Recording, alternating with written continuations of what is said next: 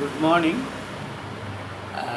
Today, certain provisions of Indian Evidence Act, which deals with how to mark the documents which was available on record, birth certificate and other documents with private authorities and documents with statute authorities. This is most important while marking the document and objection to mark the document or while appreciating the validity of such documents. So primary evidence, secondary evidence deals with all those subject of marking a document, particularly death certificate, date of birth certificate, school leaving certificate, etc.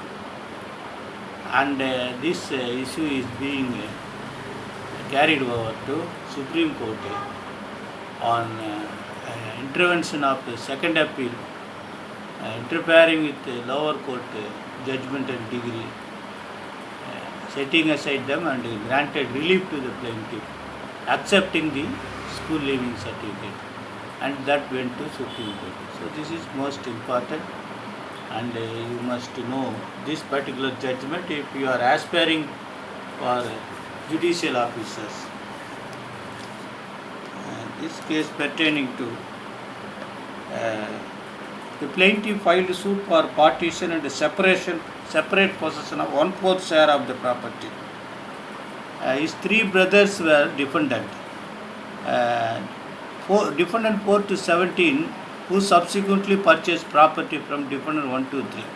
The plaintiff claimed that he was minor at the time of death of his father in the year 1963, and that he continued as a member of the joint Hindu family in joint personal enjoyment of property.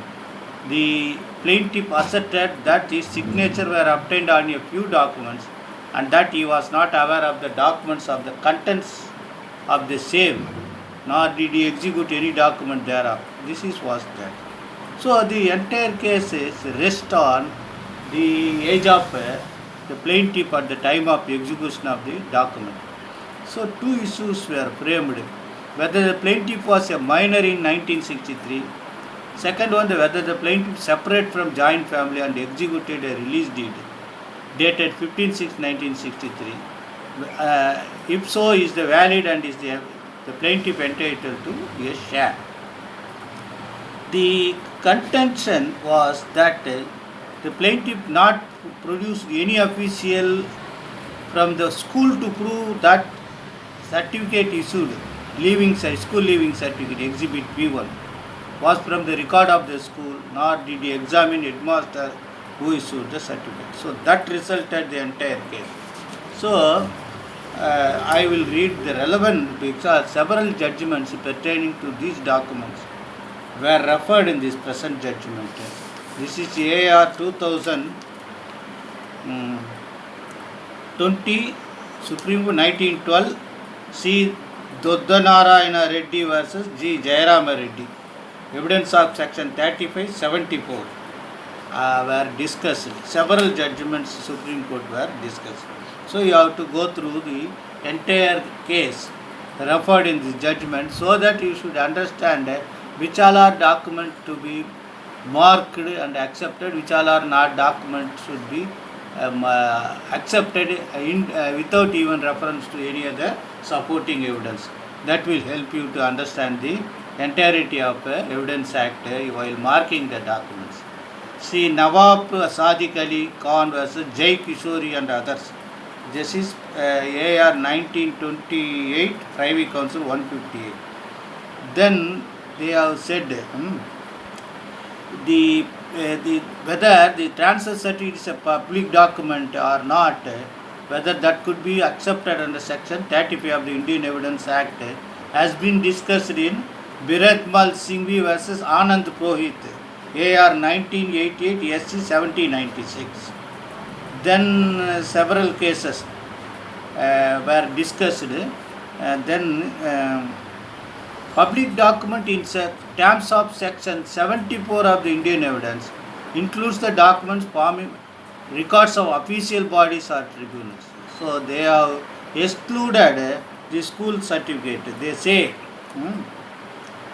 there is no evidence to show that the entry of date of birth uh, made by the official in charge, which alone would make it admissible evidence under section 35 of the Indian Evidence Act.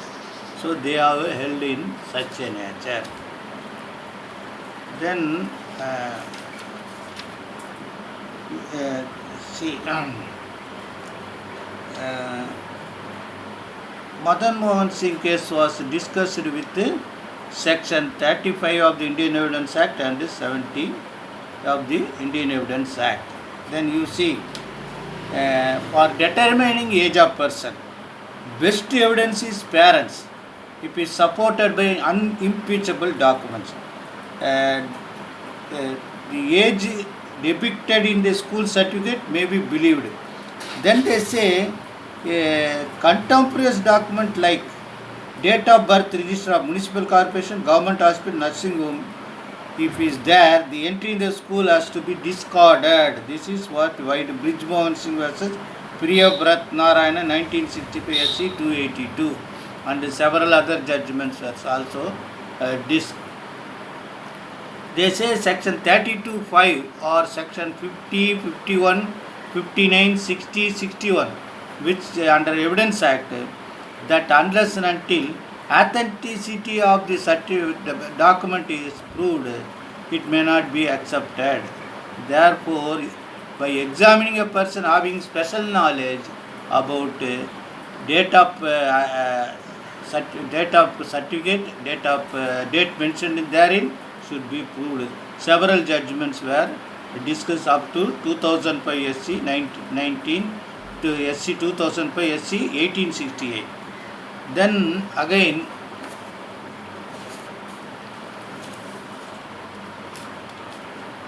they have guidelined by referring Ramanuja Naidu as Kannaya Naidu, KR 1996 SC 3021. Therein how the High Court can interfere while dealing with second appeal, while deciding the substantial question of law. Then they have said, what is substantial question of law? By referring Santosh Azari versus Purushottam Tiwari. To be a substantial question of law must be debatable, not previously settled by law of the land or binding precedent, and must have a material bearing on the decision of the case. Then they say it is not within the domain of High Court to investigate the grounds on which findings were arrived at while dealing with second appeal. This is most important. Therefore, they said by referring lot of judgments, High Court not satisfied the test laid down in the upper set judgments. Trial court and appellate court have examined the school certificate, returned finding that the date of birth does not stand proved from such certificate. Therefore, the High Court, by misreading of material documents, their finding and setting aside is not legally sustainable. They said there is no substantial question of law arose for consideration before the High Court. Therefore, the High Court judgment was set aside and lower court judgments was old good. So kindly go through the entirety of judgment by refer in which several cases were discussed, particularly by Order 6, Rule 4 of Code of Civil Procedure. He should plead. He would have pleaded that the document relied by the defendant was obtained by fraud, coercion or undue influence, that not been pleaded.